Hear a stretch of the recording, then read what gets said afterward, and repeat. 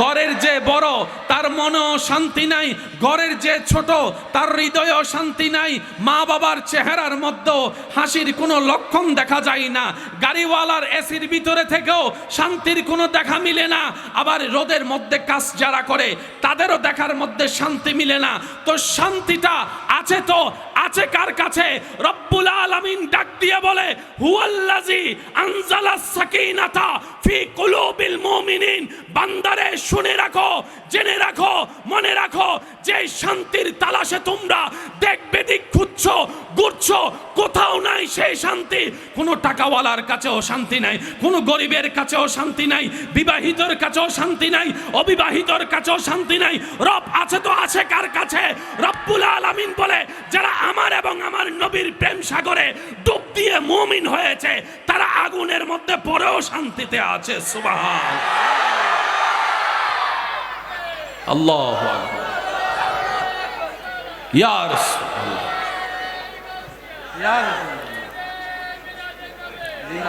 উচ্চ আওয়াজে একবার বলেন মারহাবা। অনেকে শান্তির জন্য ফালাই বিয়ে করে, মার কথা মানবো না, বাবার কথা শুনবো না। একজনে বলে যে তুই কষ্ট পাবি, কয় আমি চোখে যা দেখি তুই তো তা দেখোস না। শি ইজ মাই জান। আর শি বলে যে হি ইজ মাই ফরানের আদান। তোমার জন্য মরতে পারি, যুদ্ধ করতে পারি, দরকার হলে মা বাবা ছাড়বো, দরকার হলে সমাজ ছাড়বো, দরকার হলে দেশ পর্যন্ত ছেড়ে দিব, তারপরও তোমারে আমার চাই। কারণ আমি অল্প জ্ঞানে বুঝেছি তুমি ছাড়া আমার শান্তি। 6 মাস যাইতে না যাইতে আদালতে মামলা। কথা বলেন, কথা বলেন, কথা বলেন। আদালতে, জোরে বলেন আদালতে। আসামির কাঠগড়ায় দুইজন দুই দিক থেকে তাকাইয়া একজন আরেকজনের দিকে আঙ্গুল তুলে বলে, তুই আমার জীবন শেষ করছস। এ বলে তুই আমার জীবন শেষ করছস।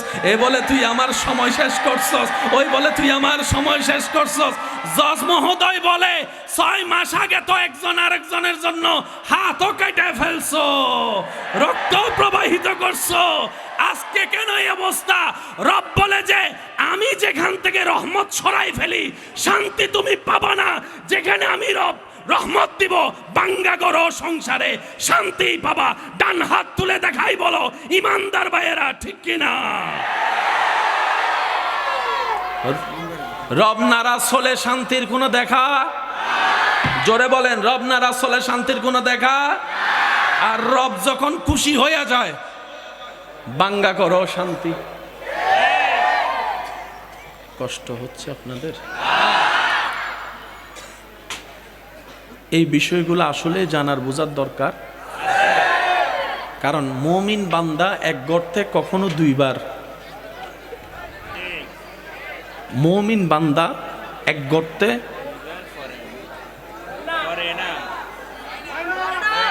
কয়বার পরে? আর একবারে ধাক্কা খায়, ধাক্কা খাইয়া ফাক্কা হইয়া যায়। আর একটু জোরে বলেন, ঠিক কিনা? আমি আমার যুবক ভাইদের কাছে একটা মেসেজ রাখতে চাই। আপনার জ্ঞান দিয়ে আপনি নিজেই বিবেচনা করে দেখবেন, সারা বিশ্বে যতগুলা দেশ আছে সব দেশের মধ্যে কিছু দেশকে বলা হয় মধ্যবিত্ত দেশ, কতগুলা দেশকে বলা হয় নিম্ন মধ্যবিত্ত দেশ, কতগুলা দেশকে বলা হয় স্বপ্নের দেশ, কল্পনার দেশ। জোরে জোরে বলেন না, ঠিক কিনা? স্বপ্ন দেখা হয়, ইস আমার পাসপোর্টে যদি ওই ওই দেশের একটু বিষয়টা লাগতো। সমস্যা লাল পাসপোর্টটা একবার পাইতাম, লাল পাসপোর্ট, লাল পাসপোর্ট। ইস একবার যদি 18 ঘন্টা লাগুক, 20 ঘন্টা লাগুক, সমস্যা নাই, একবার যদি আটলান্টিকটা পার হইয়া যাইতে পারি, নিউ ইয়র্ক, আমেরিকা, স্বপ্নের দেশ। যুবক ভাই একটু মনোযোগ দিবেন, স্বপ্নের দেশ, চাওয়ার দেশ, কল্পনার দেশ, কত ইচ্ছার দেশ। একবার দেখব টুইন টাওয়ারটা নিজের চোখে, একবার দেখব লন্ডন ব্রিজটা নিজের চোখে, একবার দেখব নিজের বউকে নিয়ে ঘুরতে যাব আইফেল টাওয়ারের সামনে গিয়ে একটা সেলফিও মারবো। কত কত স্বপ্ন ওই উন্নত দেশগুলা নিয়ে। আপনি আজকে গিয়ে নিজে একটু রিচার্জ করে দেখবেন, যেই দেশে যাওয়ার জন্য আমার যুবক ভাই বোনেরা স্বপ্ন দেখে, মডার্ন মনে করে, উন্নত মনে করে, ওই দেশগুলার জনগণের সবচাইতে বেশি সুইসাইড করে, আত্মহত্যা করে ফেলতেছে অশান্তির কারণে। ডলারের অভাব,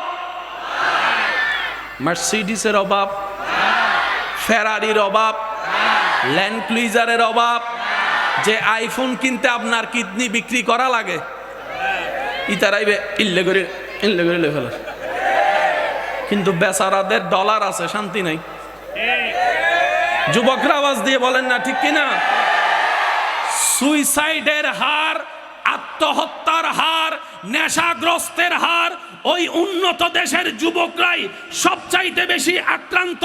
এবার গবেষকরা গবেষণা করে দেখলো সবকিছুই তো আছে উন্নত দেশে। এই দেশে আসার জন্য অন্য দেশের মানুষরা স্বপ্ন দেখে কল্পনা করে এই দেশের মানুষের এই অবস্থা কেন? নাইটা কি ডলার আছে, গাড়ি আছে, ফ্ল্যাট বাড়ি আছে, ডুপ্লেক্স বাড়ি আছে, বিমান আছে, হেলিকপ্টার আছে, কিন্তু দেখে মনে কোনো শান্তি নাই, মনে কোনো শান্তি নাই, মনে কোনো শান্তি নাই, মনে কোনো শান্তি নাই। এবার গবেষকরা গবেষণা করে দেখে, ওনারা উত্তর দেয়, বলে যে সব কিছু বেশি পাওয়া ভালো না, মাঝে মধ্যে অভাবও থাকতে হয় সুন্দর জীবন যাপনের জন্য। ফাইলে জিনিসের দাম নাই, ও মাছ না বাজু ফিরি পাইলে, ফিরি পাইলে এক সপ্তাহ ফ্রি চিকিৎসা করেন। এই লাগে গি ওয়া ভবিষ্যৎ প্রধানমন্ত্রী। কষ্ট হচ্ছে ভাই আপনাদের? আমাকে যে বিষয়টা দিয়েছেন এই বিষয়টা বোঝার জন্য এই বিষয়টা বোঝা দরকার। এটা চেইনের মতো। কিসের মতো? একটু সবাই মিলে বলি, কিসের মতো? আপনারা যত আমাকে নীরবতা দিয়ে সাপোর্ট দিতে পারবেন আমি বলার চেষ্টা করব। একবার দরুদ শরীফ মিলে সবাই মিলে পড়ব, এর ভিতরে আমরা যেন সবাই নীরব হয়ে যাই। আল্লাহুম্মা সাল্লি আলা সাইয়্যিদিনা মাওলানা মুহাম্মদ ওয়া আলা আলি সাইয়্যিদিনা।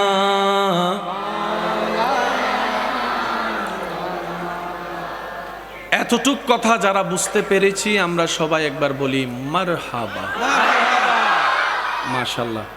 আমি রাখছি আপনার প্লেটে, নিবেন কি কি দরকার আপনার সেটা আপনি নিজেই সিলেক্ট করবেন। সব কিছু যে নিতে হবে তা না, আপনার কি দরকার সেটা আমি আপনার প্লেটে রাখছি, যদি মিলে যায় নিয়ে নেবেন। জোরাজোরির কোনো দরকার, তবে পকেটগুলা সাবধান। পকেট কেন আপ দিস আসে না নাই? ওই যারা তুই দেখি তারা হইতে ভাই আসে না নাই স নাকি লগিয়ে গই ইল্লে হতুন আছে তো ইতারা গরিব আর উজুরক কলে দোয়াজের দুধ দিব ইনশাল্লাহ খেদমত চলাত তাইব ডর গরি হন মারহাবা। সুইসাইডের হার বাংলাদেশে বেশি না ওইখানে বেশি? এই তুলনায় আমরা বাংলাদেশের অনেক ভালো আছি ইনশাআল্লাহ। আল্লাহর বড় দয়া, বাংলাদেশে জন্ম হওয়া ভাগ্যের ব্যাপার। আইফেল টাওয়ারে গিয়ে যে শান্তি পাওয়া যায় না, গ্রামের মানুষ সকালবেলা শিশির ভেজা রোদের মধ্যে গ্রামের মেঠো পেতে হেঁটে মাটির সাথে লেগে মাটির গন্ধ শুকে তার চাইতে বেশি খুশি হয়ে যায়। গ্রামকে যারা ভালোবাসেন তারা একবার বলেন ঠিক কিনা? গ্রামের শান্তি শহরে আছে? আম যতই বাজার থেকে কিনে খান, মানুষের গাছের ফাইট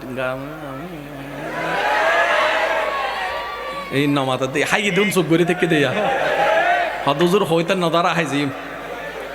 বাবা মা টাকা দিয়ে আম আনে, ছেলের এগুলার দিকে মনোযোগ শুধু হকতে তুয়ান বাড়িয়ান সাথ দেয়। তুয়ান সুর ওই থেকে আর আছে গর শামুকুক গড়ে লইয়ে রে যে গুড়ো বেলার হত মনন নভরের ফালান আর বদ্ধকল তুন শামুকুর সিল্লাক কান লইয়া দিয়ে ফাক্তর গুছতে গুছতে গুছতে গুছতে চুরি বানাই বাতাসে যেতে আম পরে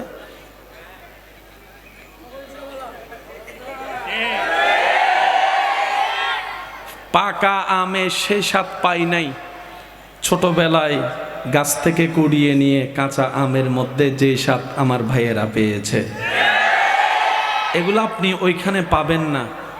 সেজন্য মনে রাখবেন আল্লাহ যেটা করেন ভালোর জন্যই করেন। কথা বলেন ঠিক কিনা? করোনার মতো একটা দুর্বিষহ পরিস্থিতি পার হয়েছে। একজন বান্দা দাঁড়ায় বলেন তো, 2 বেলা উপবাস ছিলাম খাবার পাই নাই, 2 বেলা উপবাস ছিলাম খাবার পাই নাই। একজন বান্দা দাঁড়িয়ে বলেন, কেউ বলবে না। অথচ দোকান বন্ধ, রাস্তা বন্ধ, ব্যবসা বন্ধ। একটু বুঝে বুঝে উত্তর দিবেন। ব্যবসা বন্ধ, চাকরি বন্ধ, রাস্তা বন্ধ, দেশে লকডাউন আর লকডাউন। বের হলেই মায়ের উপর মায়ের, আর্মিয়ে মারে, পুলিশে মারে। মানুষ বলে যে খাবার খাবো তো কোত্থেকে, দেখা যায় বাস্তবতা চাকরি বন্ধ, ইনকাম বন্ধ, কিন্তু খাবার চলতেই আছে, খাবার চলতেই আছে, খাবার চলতেই আছে, খাবার চলতেই আছে। 2 বেলা 3 বেলা খাবার চলতেই আছে। যেখানে মানুষ সেকেন্ড টাইম মেয়রে যাওয়ার সম্ভাবনা বেশি, কোত্থেকে না কোত্থেকে করোনায় আক্রান্ত করে। ডাক্তার আমাদেরকে বলছে বাঁচতে যদি চাও স্যানিটাইজার করতে থাকো বারবার। মানুষ বিরক্ত হয়ে বলে করবো তো কতক্ষণ করব, স্যানিটাইজারটা করে যদি আমি দরজা ধরলাম বের হওয়ার জন্য বাথরুম থেকে, ওই দরজার মধ্যেও তো করোনা থাকতে পারে, দরজার মধ্যেও তো করোনা থাকতে পারে। আওয়াজ দিয়ে বলেন না রে ভাই, ঠিক কি না? আরে আমি যেখান থেকে হাত মিলাবো, হাত না হয় মিলানাম না করোনা হওয়ার কারণে, আমি মাস্ক না হয় পরলাম। এই মাস্ক না পরার ভিতর তো ভিতর থেকে তো নিঃশ্বাস দিয়ে ঢুকে যেতেও তো পারে, ঢুকে যেতেও তো পারে। 1 বছর মাস্ক পরছি, হয়তো হয় নাই, 1 সেকেন্ডের জন্য কোনো কারণে মাস্কটা খুলছি, সেই মুহূর্ত তো হতে পারে। তখন বান্দারা বুঝতে পারলো আসলে করব পালন সব কিছু। ডাক্তাররা যা বলছে, স্যানিটাইজার করব, দূরত্ব বজায় রাখবো, মাস্ক পরবো, সব কিছুই করব। কিন্তু বর্ষাটা আমার রবের উপরে, বর্ষাটা আমার রবের উপরে। সুবহান আল্লাহ বলি না রে ভাই? বর্ষাটা আমাদের রবের উপরে। উনি যতক্ষণ রাখবে ততক্ষণ থাকবো, উনি না রাখলে থাকার কোনো অর্থ নাই, থাকার কোনো অর্থ নাই, থাকার কোনো অর্থ নাই। বাস্তবতায় দেখা যায় বড় বড় শিক্ষিত মানুষ করোনায় আক্রান্ত হয়ে মারা যাচ্ছে। আমার কথাটাকে অন্যভাবে নিবেন না, যেটা বুঝাতে চাচ্ছি আল্লাহর ওয়াস্তে সেটা বোঝার চেষ্টা করুন। অনেক শিক্ষিত মানুষ মারা গিয়েছে, অনেক আলেম মারা যাচ্ছে, অনেক বক্তা মারা গিয়েছে, অনেক ব্যবসায়ী মারা গিয়েছে, অনেক চাকরিজীবী মারা গিয়েছে, অনেক গাড়িওয়ালা মারা গিয়েছে। কিন্তু একটা পাগল মারা যেতে শুনলাম না, একটা পাগল মারা যেতে শুনলাম না, একটা পাগল মারা যেতে শুনলাম না। পাগলদের কোনো চাকরি ব্যবসা নাই, খাবার কিন্তু চলতেই আছে। ব্যাপারটা কি? রব বলে যে তোদেরকে তো এটাই বুঝাতে চাচ্ছি, আমি রাজ্জাক, রিজিক দাতা তো আছি, 2 নাম্বারই করার দরকার নাই। বর্ষাটা আমি রবের উপর রাখবি, মহাব্বতটা আমার নবী মুস্তাফার সাথে রাখবি। তোদেরকে মার পেটও আমি খাওয়াইছি, আমি আল্লাহ আজীবন খাওয়াই যাব। আমার নাম রাজ্জাক, আমার নাম রাজ্জাক, আমার নাম রাজ্জাক। আমি ইন্নাল্লাহ আলা কুল্লি শাইইন কাদিরের অধিকারী। চিৎকার দিয়ে বলেন সুবহানাল্লাহ। আরে তাকবীর, আল্লাহু আকবার, আরে তাকবীর, আরে রিসালা, ইয়া রাসূলুল্লাহ, আরে রিসালা, ইয়া রাসূলুল্লাহ। উচ্চ আওয়াজে একবার বলেন মারহাবা। সত্যি করে বলেন, করোনা কি এখন আছে? কিন্তু আমরা এন্ড বহুজন বইতে কি তার তো করোনাই দিতে নিল না, ভুল হয় ফানলার কে করোনা যাতে প্রথম আসি ও মারে মা জামারে ফালাই বৌদার, বৌরে ফালাই জামাইদার, টুরু লাভ ও মাথো না বাজি বেক্ষতা কি আর বুড়ো মানুষের লহন যান না, কিছু যুবকর লহনত দরকার। এমনও পর্যন্ত দেখা গেছে বাবার লাশ ছেলে মেয়েরা ধরতে চাচ্ছে না করোনা হয়ে যাওয়ার ভয়ে। আর একটু আওয়াজ দিতে হবে, ঠিক কিনা? হাসরের ময়দানে জন্মের পর থেকে বুঝ হওয়ার পর থেকে সবাই শুনেছি হাসরে কেউ কারো আপন হবে না, আপন হবে না, আপন হবে না। অনেকের মনে প্রশ্ন ছিল, আল্লাহ মাও আপন হবে না, বাবাও আপন হবে না, এটা কেমনে হবে? আল্লাহ সাধারণ একটা উদাহরণ হিসেবে করোনাকে সামনে এনে দিয়েছে, করোনাকে সামনে এনে দিয়েছে। করোনায় প্রমাণ করেছে নবীর হাদিস হাসরের ময়দানের বাস্তবতা। ডান হাত তুলে দেখায় বলো ইমানদার ভাইয়েরা, ঠিক কিনা? দিন যত যাবে নবীর হাদিস যে সত্য সেটা বারবার প্রমাণ হবে। আমার কলেজ ভার্সিটির ভাইয়েরা মনোযোগ আছে? ইয়া অটো ভাষণ চুপ করে বই ঠিক দে হদ্দজোর অনেক কলেজ ভার্সিটির হতা হই না আর তো অটো ভাষা আনাকে মাইতুম না নমাই তুমি চিন্তা করার কলেজ ভার্সিটির ভাইয়েরা প্রস্তুত আছেন? জিন্দা আছেন? যত যুবক আছেন যুবকরা মিলে একবার বলেন তো মারহাবা, মাশাআল্লাহ। আরেকবার বলেন মারহাবা। এই আওয়াজ থাকলে আর আমার দাদা নানার কষ্ট করে কথা বলার দরকার আছে? করোনা হইছে, চলে গেছে। এবার যখন জিজ্ঞেস করলাম ভাই আমি আছি কেমনে, তখন উনি বলতে বাধ্য তোর হায়াত আল্লাহ দিছে, আমি কি করতে। রুগী যাতে ডাক্তার হাসে যায় প্রথম ওরে চিকিৎসা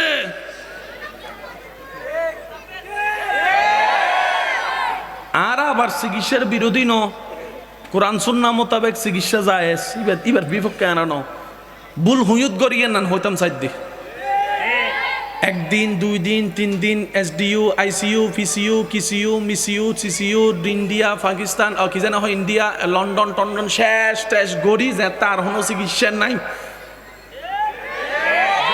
আর কোনো চিকিৎসা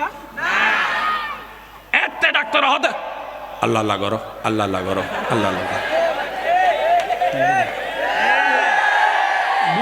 ভুল হয় না লাস্ট যদি যাইয়ে রে যে তার কোনো উপায় নেই, নামাজ পড়ো আল্লাহ আল্লাহ করো, নামাজ পড়ো আল্লাহ রাহ। অবদ্দা হতান শুরু দি হইলে তো আমি জিতু গই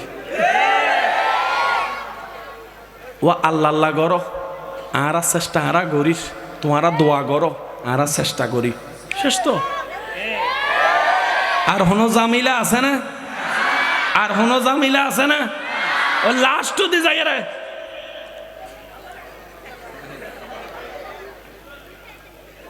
যার যাতে তুয়ানত পরে যে আল্লাহরে নডা ইতে পর্যন্ত হতে আল্লাহ বাসো আল্লাহ বাসো আল্লাহ বাসো। কেন বুঝিল না হতা না, কেন বুঝিল না যার যাতে তুয়ানত পরে শিব ইক্কের তুফানি এক ডাক্কা মারে উইকেট তো না মুসলমানে তো হয় বেগুনা হতে আল্লাহ বাসো আল্লাহ বাসো আল্লাহ বাসো আল্লাহ বাসো আল্লাহ বাসো আল্লাহ বাসো। পরীক্ষা করি চাইও ভাই ইয়েন হন্নান হত্যারণী জিয়েন ভিতরে আছে আর বদ্দা বুঝিন ন পারে আল্লাহর নামিয়েন বেগুনের অন্তরত আছে। অনারার এলাকার মধ্যে ছোড়া ফুয়া দুনিয়া তাইলে প্রথমে কি করে ফুয়া কেন করে হইতে বাচ্চা কেন করে এসো না মত হ্যাঁ দে হন আবাজি ওয়া কি করে। আর যদি হনো বাচ্চে ডেলিভারির পর নহাঁ দে ডাক্তারে ইতারে 2 ঠ্যাং উড়নমি কাট দি দরিয়ে রে ফিসু দি হান হান হান মাথা না বাজি হাঁদানি এসো ক্যাঙ্গর উড়ে ফেলার দে আস্তে ওই হস্টর ফাল্লান আর বদ্ধকলতে আই বেশিক্ষণ করতে না শেষ করে দির হচ্ছে এই বেশি দে বিয়ে বিবার শনি বিয়ে তার লাগে না একবার হন মার হাবা ডাক্তারের ট্যাং চাই দরিয়ে ফিসুদি মারে হ্যাঁ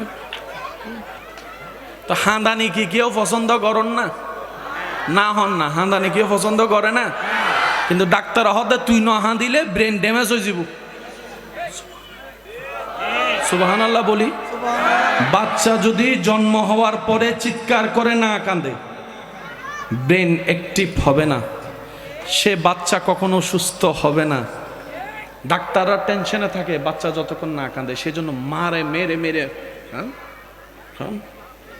তার মানে কান্না করাটাও নিয়ামত হয়ে যায়। সুবহানাল্লাহ। ও ডাক্তার কাঁদাইলা কেন, প্রথমে কান্না কেন?